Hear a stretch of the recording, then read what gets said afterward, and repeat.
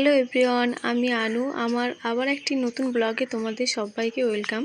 তো আমি তো রাতে বলেছিলাম যে আজকে রাত 12টার পর মায়ের বার্থডে সেলিব্রেশন হবে।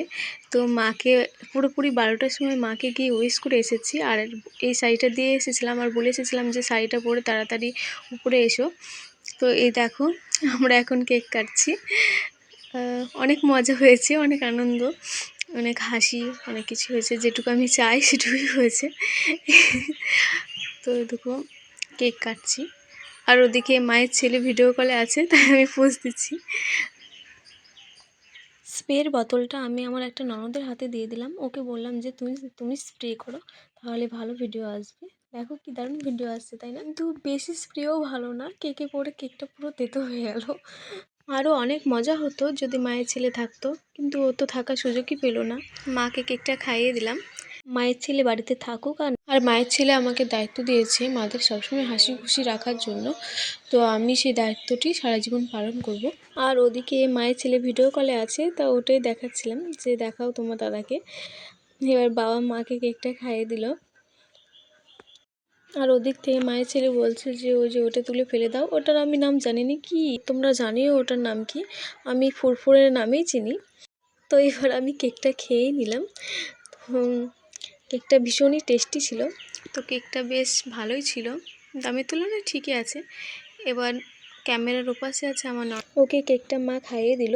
ওকে আমি বললাম যে এখানে তুমি এসে বসো। ও ভিডিও করতে ভীষণই লজ্জা পায়, তাই আসলো না। আর এটা হচ্ছে রিনা, ওর বান্ধবী, আমার ননদ হয়, পাশেই বাড়ি ওর।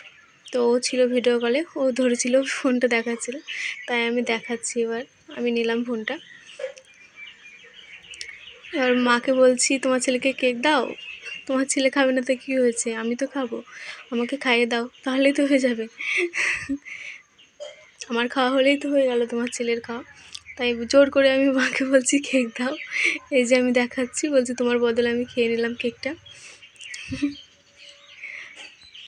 তো বন্ধুরা, জানিও আমাদের এই ছোট্ট সেলিব্রেশনটা কেমন হয়েছে, তোমরা অবশ্যই কমেন্ট করে জানিও। আর মাকে আমি এদিকে একটু কেক লাগিয়ে দিচ্ছি গালে, বলছি কেক লাগাতে হয়, কেক লাগাও।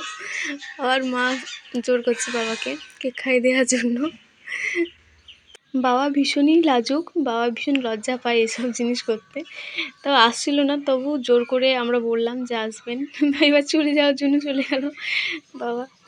মানে কতক্ষণে বাবা এখান থেকে যাবে এই ধান্দায় আছে, তা বাবা কেকটা খেয়েই চলে গেল। এবার মাকে আমি বলছি এবার তুমি কেকটা হাতে ধরো, কিছু ভিডিও কিছু ছবি তুলবো। তা মাকে কেকটা ধরিয়ে দিলাম। তো ব্যাস, তোমরা মাকে বার্থডে উইশ করো। আর আমার একটাই প্রার্থনা ভগবানের কাছে, মা যেন সবসময় সুস্থ থাকেন। আর এই ভিডিওটি এটুকুনই, দেখা হচ্ছে পরবর্তী কোনো ভিডিওর সাথে। তো বাই।